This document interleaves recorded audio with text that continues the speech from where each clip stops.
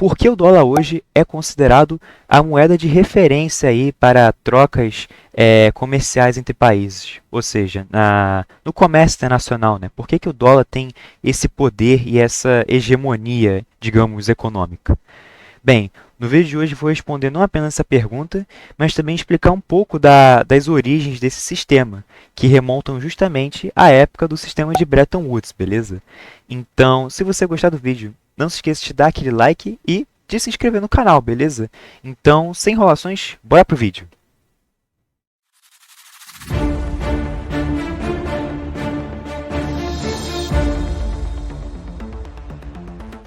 Bem, quando a gente fala de Bretton Woods, é importante lembrar um pouco do contexto histórico. Como eu já falei aqui em alguns vídeos anteriormente, a importância disso para a gente poder compreender qualquer dado da realidade, beleza?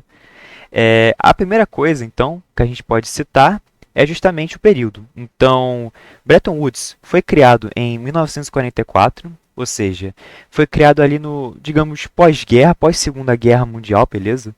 Então, lembrando que a Segunda Guerra Mundial durou aí de 1939 a 1945, beleza? Então, não chega a ser ainda pós-Segunda Guerra, mas já estava ali numa situação que estava acabando a guerra, né? Basicamente um ano antes de acabar a guerra, né? E os países se uniram para poder tentar decidir algumas questões econômicas. Porque, pensa, depois da guerra, né? Depois da Segunda Guerra Mundial, vários países saíram, pô, destruídos economicamente, financeiramente, socialmente, politicamente, ou seja, saíram destruídos em tudo. Isso levou os países então a se juntarem e basicamente criarem uma nova ordem mundial, ou seja, tentariam restabelecer a estabilidade econômica no mundo. Então, esse é basicamente o principal objetivo, né? Qual é a principal motivação, né, de Bretton Woods, da criação desse sistema? É justamente essa, ou seja, eles queriam reorganizar ou reestruturar a economia global do pós-Segunda Guerra, que estava, pô, devastada, entendeu? E com isso, algumas medidas foram feitas, né? Uma delas foi a criação do FMI, beleza? Que é o Fundo Monetário Internacional, que inclusive ele existe até hoje, então você vê a presença, né, como esse fato, esse dado histórico ainda está presente na atualidade, beleza? E o que é o FMI, ou era, enfim, o que é o FMI, basicamente? É um sistema, um fundo, como o próprio nome já diz, um Fundo Monetário Internacional, no qual os países, principalmente Estados Unidos, investem dinheiro nesse fundo, colocam dinheiro nesse fundo, para poder esse dinheiro poder ser emprestado para outros países que precisam dele. Então, por exemplo, eu sou os Estados Unidos, vou lá e jogo uma grana lá dentro, para poder esse dinheiro poder ser usado por outros países, como, por exemplo, o Brasil. Beleza? Então, o Brasil e qualquer outro país hoje em dia pode chegar no FMI e falar, ó, eu quero um dinheiro tanto, eu quero, sei lá, 10 milhões de reais para poder investir em alguma coisa aqui, em educação, sei lá, em qualquer coisa. Pode ser qualquer coisa, entendeu? Então, o FMI tem essa função de conceder empréstimos e, detalhe, né, uma característica, né, desses empréstimos é que eles geralmente, mas não necessariamente, são concedidos principalmente para países, né, em desenvolvimento ou países de renda média ou baixa, enfim. Só que tem uma questão, né? Então, o FMI concede empréstimos, beleza.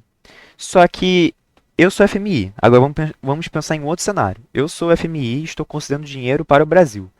Eu vou falar para o Brasil assim, ó, estou te dando aqui esses 10 milhões de reais, que é o que você quer, só que vai ter algumas condições aí. Você não pode ter déficit. E o que seria déficit orçamentário ou déficit fiscal, né, Matheus? Seria basicamente a ideia de que você não pode ter dívidas. Então, tipo assim, eu preciso que você tenha esse dinheiro para você poder pagar esse empréstimo para fazer com que esse dinheiro retorne a mim, para eu poder, enfim, emprestar para outras pessoas e manter a minha balança comercial positiva, beleza? Então, é até um termo que eu já até utilizei aqui em um outro vídeo, beleza? Então, eu vou deixar o card aqui, beleza? Que é do vídeo do mercantilismo, no qual eu explico justamente essa ideia de balança comercial positiva, né? Ou seja, mais exportações que importações, mas nesse caso aqui é eu ter mais lucros, ou seja, mais ganhos do que prejuízos, nesse caso aqui, beleza? Então, Quando você tem mais ganhos que prejuízos, você tem um superávit fiscal ou orçamentário. Já o oposto, quando você gasta mais do que você arrecada, você tem um déficit orçamentário. Beleza? Então, essa é mais ou menos a ideia. Então, basicamente, essa foi a primeira função, a primeira coisa que foi feita, né, em Bretton Woods, a criação do FMI, que está aí até hoje. O segundo órgão, digamos assim, é o Banco Mundial, que na época era chamado de BIRD, né, que é o Banco Internacional para a Reconstrução e Desenvolvimento, beleza? Mas o que seria então, né, o BIRD ou Banco Mundial, que é mais fácil, que é o termo usado hoje, né? Ele é muito parecido com o FMI, então ele vai conceder empréstimos para países e tal. Só que ele é muito mais focado em infraestrutura, então ele não vai conceder empréstimos para qualquer coisa, ele vai conceder empréstimos principalmente para a área de infraestrutura, até educação também, tal. Então ele é um pouco mais específico que o FMI, mas basicamente essa é a diferença. Eles são muito parecidos nesse quesito de auxiliar países que possuem dificuldades financeiras, entendeu? Beleza. Então essas foram as contribuições do sistema Bretton Woods. Só que tem uma outra que é assim, essa acho que é a principal de todas, beleza? Que mudou bastante da política monetária na época e da política internacional como um todo também, que foi o estabelecimento da paridade, ou seja, do padrão dólar-ouro. Caraca, padrão dólar-ouro, caraca, você está começando a complicar agora, hein, Matheus? Vamos lá que a gente vai conseguir fazer isso aí junto, beleza? É, Quando a gente pensa em dólar e ouro, né? A gente pode pensar assim. O dólar a gente já sabe o que é. E o ouro a gente pode pensar como sendo um metal precioso que foi utilizado até anos anteriores, né? Principalmente aí com práticas mercantilistas, então, mais uma vez o card do mercantilismo, de acumular metais preciosos justamente porque eles são escassos. Então a escassez é um fator importante, beleza? Já já vou voltar nesse ponto. Enfim, voltando para Bretton Woods, o que aconteceu? Basicamente, houve aí esse consenso de que 35 dólares, então criou-se uma paridade de que 35 dólares equivaleriam a uma onça Troy, que a onça Troy é basicamente uma medida em gramas de ouro, ou seja, uma onça Troy era tipo 31 gramas de ouro, basicamente. Então, era uma relação entre a quantidade de dólares, então X dólares equivaleriam a Y ouros, beleza? Isso foi feito para poder tentar manter aí uma estabilidade econômica, enfim, e tudo mais. Inclusive, isso foi um dos fatores que aumentou aí, né, a hegemonia nos Estados Unidos, né? Porque como todo dólar era conversível em ouro e vice-versa, muitos países começaram então a ter dólares e a mudar isso, ou enfim, e a converter isso em ouro. Então, acabou que o dólar aumentou a sua influência e o seu uso aí, né, no sistema financeiro internacional, beleza? Então, isso é um fator importante até mesmo para a ascensão econômica dos Estados Unidos, tranquilo? Passou um tempo, beleza, começou a funcionar, só que apareceu alguns fatores que mostraram basicamente a decadência desse sistema, beleza? E alguns deles são o aumento da expansão monetária, ou seja, o governo, principalmente o Estado dos Estados Unidos, na época, então, nesse contexto aqui que eu estou falando, já é a Guerra do Vietnã. Então, é um pouco depois, assim, beleza? No contexto da Guerra do Vietnã e de outras guerras, os Estados Unidos foi lá e começou a imprimir mais dinheiro. Ou seja, aumentou a expansão do crédito, aumentou a oferta de crédito. E por que isso? Porque ele queria financiar essas guerras, ele tinha que ter dinheiro, ele tinha que tirar de algum lugar dinheiro para poder financiar essas guerras e tudo mais. E ele fez isso basicamente aumentando, imprimindo mais dinheiro. Só que é aquilo, né? Imprimir mais dinheiro leva à inflação. Então, quando ele fez isso, os Estados Unidos fez isso, isso levou inevitavelmente a uma inflação no país. E, como vocês sabem, a inflação corrói o poder de compra, ou seja, deprecia, diminui o valor do dólar. Então, o que aconteceu é que com isso, com essa expansão aí do monetária, o valor do dólar, né, o valor do dólar ficou reduzido. Então, se antes, sei lá, valia US$ 35 uma onça Troy, agora esse valor é menor, beleza? Porque agora o dólar vale menos.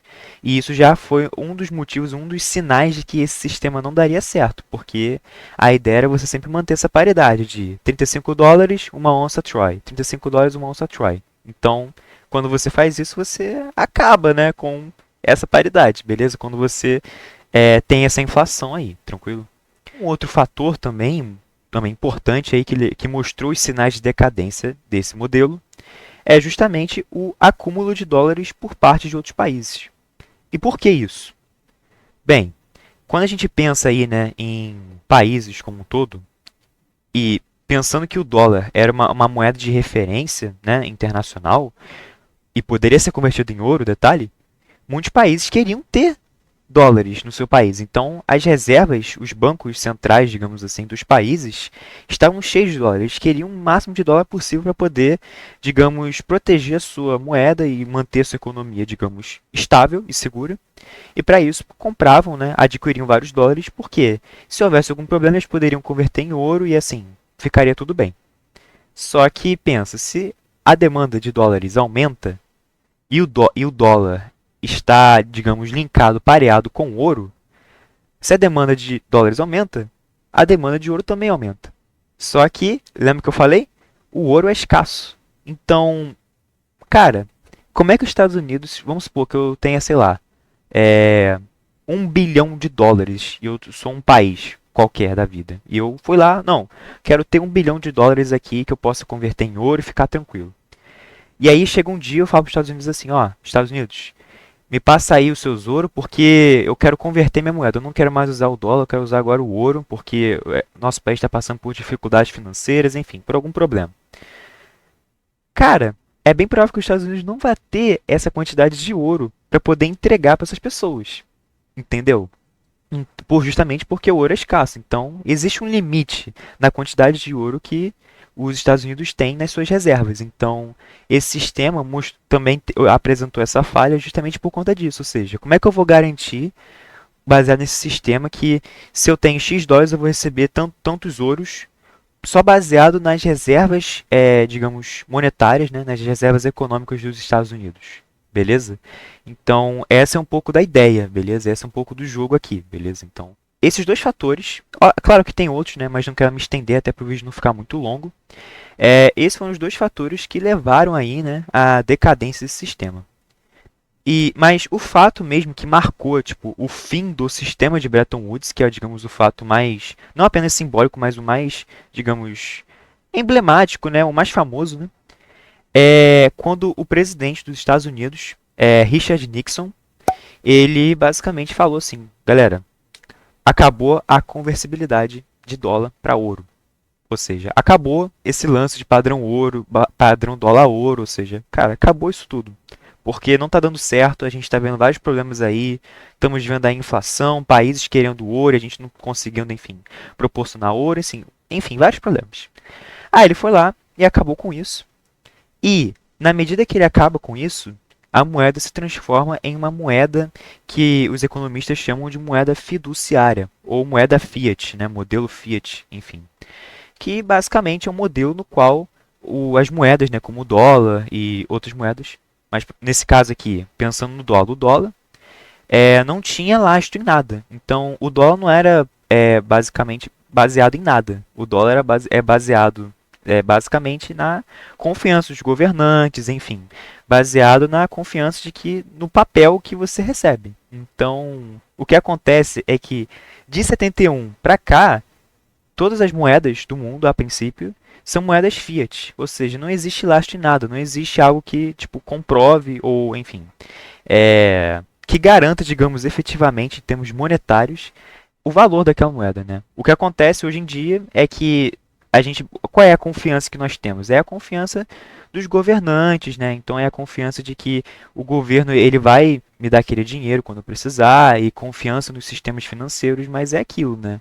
É tudo no papel, né? Então a gente não tem mais, digamos, um metal precioso que faça essa relação aí, esses balanços aí, até para poder ver se o governo está gastando mais ou menos, beleza?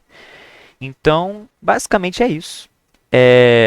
Esse vídeo, depois se vocês quiserem, podem voltar mais vezes, enfim, parar, pesquisar com calma, porque esse é um assunto que é um pouco complexo, beleza? Não era, mas eu espero que eu tenha passado um pouco do meu conhecimento para vocês.